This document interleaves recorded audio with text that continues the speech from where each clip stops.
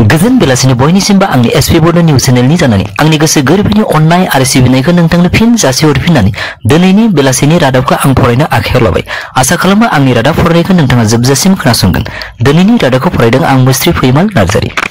फैबाय थानाय लोकसभा बिसायख'थिया खाथि सफैनाय लोगो लोगो नेशनेल पार्टीफोराव जेरैबायदि राजखान्थि सोद्रोमाफोरनि बारस्लायनाय हाबाफारिया सोलिगासिनो दङ, थिग बेबायदिनो बिटिसि हालामावबो बिपिएफनिफ्राय इउपिपिएलनिफ्राय बिपिएफ बायदि राजखान्थिफोराव गोदान गोदान राजखान्थि हान्जानि फालि लानाय नुथायफोरा बिटिआरआव जोबोर नायथावथाव जाबाय थानाय समावनो आरोबाव मैया गोबाव साननिफ्रायनो इउपिपि राजखान्थि हान्जा जाफा लोंफा थागुनानै राबननि फंबाय बिबेकननि फाव बायदि कमल नार्जारी मुंनि सासे राफोद इउपिपिएलनि दैदेनगिरिया इउपिपिएलखौ नागारनानै खाम्फा बरगयारिनि न'आव थांनानै बिपिएफनि फालि गानहोयो आरो सुलुङाव बिथाङा फोरमायनाय बायदिब्ला बिटिआर गोजोन गोरोबथा थारै एनडिएफजों खालामदोंब्लाबो नाथाय बे गोरोबथाया प्रमद बर'नि थाखायल'सो गोरोबथा होननानै बिथाङा रोखा रावजों फोरमायो। ओंखायनो बिथाङा सोंलु खालामोदि थारै बे गोरोबथाया एनडिएफनि गोरोबथामोनब्ला मानो दिनैसिमबो एनडिएफफोरनि हाइनास आरो नन हाइनास केसफोरा जोबनानै थाङाखै आरो बेजों लोगोसे बिथाङा इउपिपिएलखौ चिरांनि 13, 14, 15 नं समस्तिफोराव जेननानै प्राय चिरां जिल्लायावनो इउपिपिएलआ जिरु जानायनि सम्भावना दं होनना बिथाङा रोखा रावजों फोरमायो। बेराफारसेनो बावैसो साननि सिगां बिटिआरआव सनितपुर आरो गहपुरनि खायसे गामिफोरखौ बिटिआरआव सोसननायनि रंजा बाजा समाव एबसुनि आफादगिरि मानगोनां दिपेन बर' बिथाङा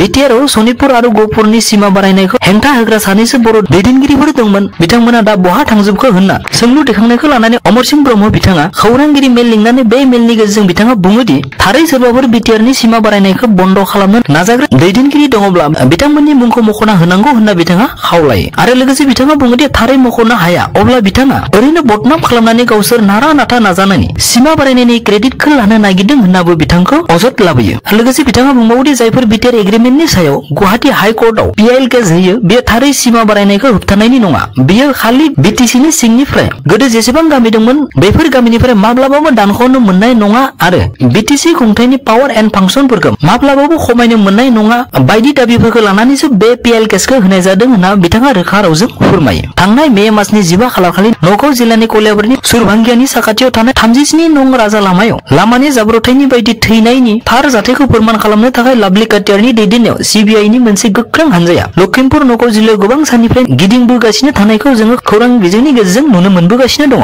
सुलुङाव फोरमायनाय बायदिब्ला 4 अक्ट'बर खालारखालि दिल्लीनिफ्राय फैनाय मोनसे टेकनिकेल हानजाया जुनमुनि राभानि बायख्रेबनाय गारियाव फिन गंनै मबाइल फनखौ बोखांनो हायो आरो आसा खालामो बे मबाइल फननि गेजेरजोंनो जुनमुनि राभानि सोमोन्दै गोबां गोदान गोदान खौरांफोरखौ मोननानै बिथांनि गुबै दायनिगिरिखौ हमनो नाजानायाव गोबां गोरलै जागोन होननानै आरो बेजों लोगोसे सुलुङाव फोरमायबावनाय बायदिब्ला जराबादनिफ्राय मारुति टेकनिकेल टीम हानजा मोनसे फैनानैबो एक्सिडेन्टआव बायख्रेबजानाय गारिनि ECM थामहिन बा इन्जिन कन्ट्रल मडलखौ आनजाद नायनो थाखायबो लानानै थांनाय बाथ्राखौ सुलुङाव रोखा रावजों फोरमायो। मैया सानै पुलिस अफिसार दिल्लीयाव गावसोरनि गोहोखौ दिन्थिनो थांनानै दिल्ली हाइकर्टनि बिसारगिरि सुब्रमनियम प्रसाद बिथांजों मोनसे गोख्रों बिथोन फोसावजायो। सुलुङाव फोरमायबावनाय बायदिब्ला सानै पुलिस अफिसारा सासे सेंग्राखौ जेबो दाय गैयाब्लासिनो एरेस्ट खालामनानै थोंजोङै लकआपआव आधा घन्टानिख्रुइ बांसिन सम सोना दोननायनि थाखाय सेंग्राया दिल्ली हाइकर्टआव बेनि थार बिजिरनायखौ नागिरनानै आपिल खालामहैदोंमोन आरो बे आपिल खालामनाय लेखा जोबथायाव दिल्ली हाइकर्टआ पुलिसफोरखौ गावनि दरमानिफ्राय सेंग्रानो 50,000 रां दिहुनना होनांगौनि गोख्रों बिथोन फोसावना होयो। मैया उत्तर प्रदेशनि शाहजाहानपुर मुंनि दाबसे ओनसोलाव 2 किल'मिटार दोंसे पाक्का लामाखौ बिजेपिनि सासे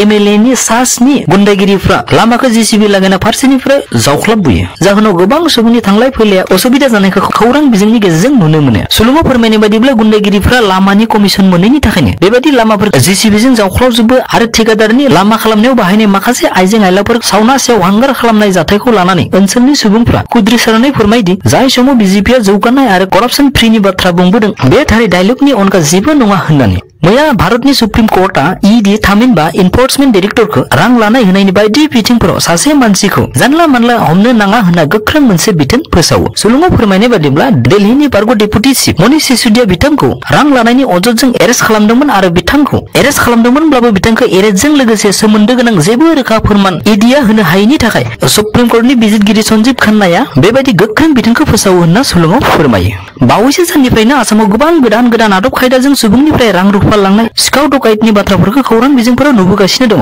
मैया मरियनियाव सासे रेल बिफानाव साख्रि मावनाय सुबुङा जेब्ला गावनि एंगारहायै खामानियाव बाहायनो थाखाय स्टेट बेंकनिफ्राय दिहुनना लाबोनाय 2 लाख रांखौ 2 मिनिटबो आखायाव लानो मोनाखैसै। मानोना सुलुङाव फोरमायनाय बायदिब्ला बे बोराय सुबुंनि साइकेलनि खाथि 40 रां गारना दोनफ्लानानै लानो थिनो आरो जेब्ला बोराया बेखौ खननानै लानो थाखाय गंनानै खनो अब्लानो आरो लोगो लोगो साइकेलाव दोननाय बोरायनि 2 लाख रां थानाय बे थफ्लाखौ लानानै आरो बेराफारसेथिं मैया गुवाहाटीनि बुरलु मुखावबो सासे सिनियर सिटिजेनसा गावनि फ्लेटनि गेटआव जिरायबाय थानाय समावनो हरखाब सासे सोलोगोरों सिखावा गांसे कागजखौ नायनो थिनफ्ला फैयो आरो जेब्ला सिनियर सिटिजेनआ गोसो होनानै बे कागजखौ नायो अब्ला लोगो लोगो गोदनायाव थानाय सनानि सेनखौ बस'ना लाना खारो। ओंखायनो बेबायदि थासारिनिफ्राय रैखा मोननो थाखाय अरायबो सांग्रां जानाया मोजां होनना समा हांख्राय हरदों। बेजों लोगोसे आंनि दिनैनि बेलासिनि रादाबा एसेनोसै। थारैनो नोंथाङा आंनि रादाबखौ अननानै जोबजासिम खोनासंनायनि थाखाय आंनि गोसो गोरबोनि अननाय आरो सिबिनायखौ नोंथांनो फिन जासि हरफिननानै थारैनो नोंथाङा दिनैसो आंनि रादाबखौ खोनासंफ्लांदोंब्ला अननानै आंनि रादाबखौ साबस्क्राइब खालामाखैब्ला साबस्क्राइब, लाइक आरो शेयार खालामनो जोबोदनिफ्राय गुरै खावलायहरनाय थाबाय। एसेनोसै, गोजोन्थों।